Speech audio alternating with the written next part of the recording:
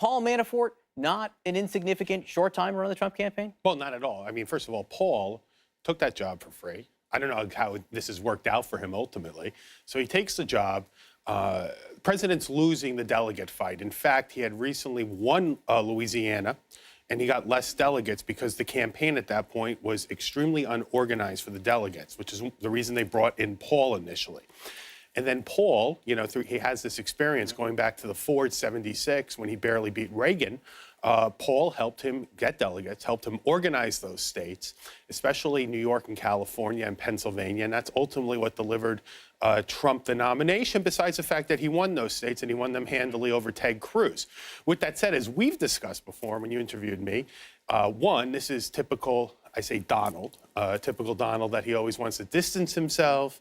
He'll throw anybody out. He never knew them. Remember when he fires me, I'm a low-level part-time consultant. I only worked for him for 4.5 years, right? So, and it's also not helpful for a couple of reasons what he tweeted. First reason is Paul is in the lion's den. Paul is being prosecuted, I believe, for something that has nothing to do with Mueller's mandate. And in fact, he's litigating that now. We're going to find a decision in the Virginia court. This is going to be a big deal. Number two, FBI, our whole argument, and I'm a supporter of President Trump. Forget my personal feelings. Our whole argument is the FBI should not be intervening, should not be monitoring, it should not be looking into the Trump campaign. We'll come back to that in just a moment. So when the president says that Paul Manafort only played a small role in the campaign for a short time, or only says, wrong. It's wrong. It's wrong. Is it dishonest? I'm not going to go into that. I mean, it is. It's not nice. I would tell you, first of all, it's not about being nice. It's about being Yes, true. it's inaccurate. It's 100% inaccurate. It's a lie. You say lie. I'll say it's inaccurate. But why not say it's a lie? President Trump was there. He knows that Paul Manafort was his campaign chair. He knows you were there for 4.5 months. It's not being... 4.5 years. 4.5 years, sorry. It's a lie. Okay, fine. It's a lie. All right. All right. I'm not going to fight with you about it. No, so good. So we'll move on from that. Now, you were saying that the investigation itself is unfair. Make your case on that. Well, okay. Well, first of all, there's a law. I mean, it's a laundry list. Look, this memo that was reported by Maggie Haberman. When I look at that memo, I saw the way you talked about it. You said the president's talking about powers that have never been seen before. Look, a president's never been investigated before for obstruction of justice. Richard Nixon.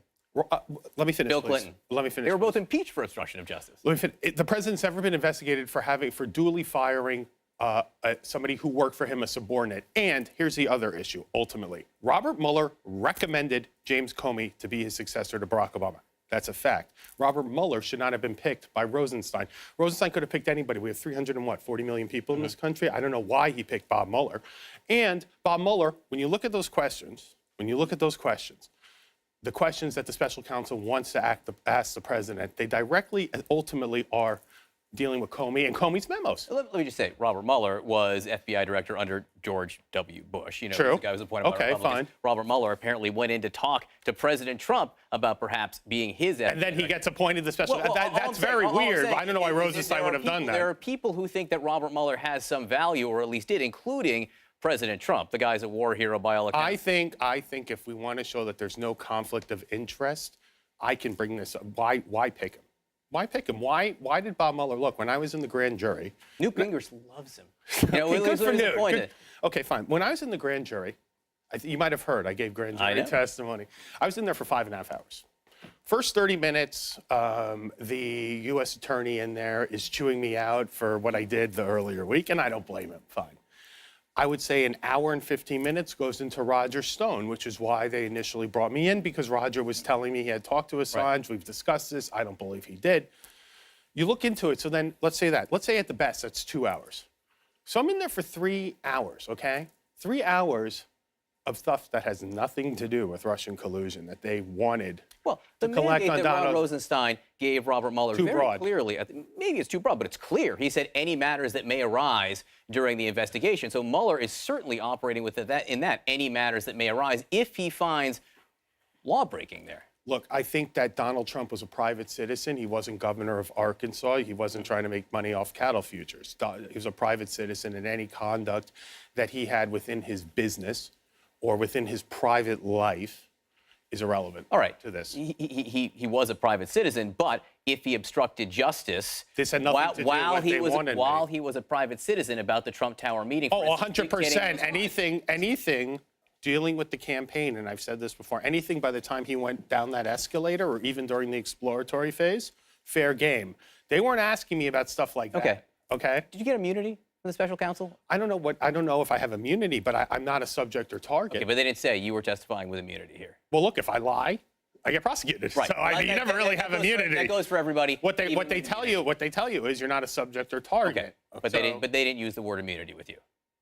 I don't think so. I can ask my attorney, Patrick Brackley. I don't think I have anything. Ask him, let us know. Let me ask you about these pardons. These pardons that went out last week. Dinesh D'Souza and other folks that he said he might pardon going forward. Right.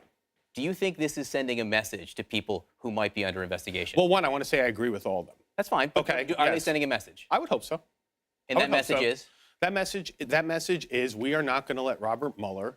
I understand Robert Mueller's overexceeding his powers. Look, Robert Mueller is treating all of us, I feel, Trump associates, when I look at my friends, when I look at the eventual indictment of Roger Stone, the eventual indictment of Michael Cohen, okay? When I look at that, when I even look at some of these indictments, such as the Russian indictment, which it's overly broad to me. When I look at this stuff, I think he's treating us like mafia associates. And I think that we're being persecuted and prosecuted because we have an association with Donald Trump. Will he pardon Roger Stone if he's convicted? I have no idea. Do you think he will? Look, I would hope so, but once again, it goes back to his loyalty. It goes back to the president's loyalty, and I can at least tell you with me, he doesn't have a lot of it, right? Is the message he's sending, though, to the likes of Roger Stone or Paul Manafort or others who might be tied up in this, is that I will pardon you? Well, in my opinion, it looks like that. I have no idea. I can't speak on behalf of him, as you know. Sure. So you worked for Jay Sekulow. Yes, I did work for Jay. Who is now the president's lawyer. Right. We now know Jay Sekulow wrote a letter to the special counsel in January where he admits that the president dictated the letter. I would assume the president didn't tell him the full facts at the time he went up there. So the president lied to Jay Sekulow. I don't know if he told him the full. I don't know what happened. Jay Sekulow said the president did not write the letter, was not involved. But here's the bigger problem with that whole episode is why didn't they just say exactly what happened? Why didn't the president say to his son, Don, here's what happened? Because you know what? It's not a problem with what, in my opinion, it's not a problem. I would have taken that meeting. What does it tell you? You're a lawyer. What does it tell you when someone doesn't tell the truth immediately about something? It would tell me that the president thought that meeting was problematic. Everything we've learned subsequently, I don't feel that the meeting is problematic. The president thought that meeting was problematic. He could have thought the meeting was just because of the optics. So he thought he needed to hide something. He thought he needed probably to hide that they were willing to take, that when you look at that email chain, the email chain is problematic as well. Is that obstruction of justice? If you're hiding something from investigators. No, it's not obstruction of justice to say anything in public. It's obstruction of justice in what you tell Robert Mueller. So once again, there's a difference between what he tells the New York Times and what he would say or what his lawyers have already said in a memo, which in the memo itself, there's a difference there. I understand. You, Sam Nunberg, sitting here with me, has said the president lied about you, about Paul Manafort. He said things that probably weren't true to Jay Sekulow there. If you are a special counsel investigating the president, and that's all, yes. And you see a pattern here of the president lying, at least in these three cases that you noted, would that not raise alarms for you? Whether it does or it doesn't, the president did not obstruct justice by firing James Comey. James Comey, by the way, should not have leaked those memos. He may have even violated the law. And my feeling, once again, my feelings personally, and I've been around him a lot. Once again, besides the fact that I support what the president's policies are, I would have a problem in general. You wouldn't have me on the show if they were investigating Obama about something like this. I have you on the show because you're no. But I'm saying because you're interesting to talk. No. But what I mean, I don't mean like that. What I mean is, I wouldn't be advocating publicly for Barack Obama or President Hillary Clinton if they were looking into this. This is ridiculous. Sam Nunberg, great to have you on. Come back again. Really appreciate it. Congratulations. Thank you very much.